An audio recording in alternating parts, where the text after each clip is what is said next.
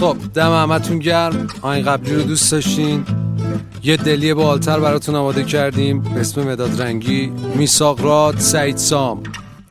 تو دفتر نقاشیام ماهات قرار گذاشتم، قشنگ ترین رنگ و واسه چشات کنار گذاشتم، یه قرمز قشنگ واسه خندیدنت کشیدم، تو رو میونه 100 تا گل با یه اشاره چیدم.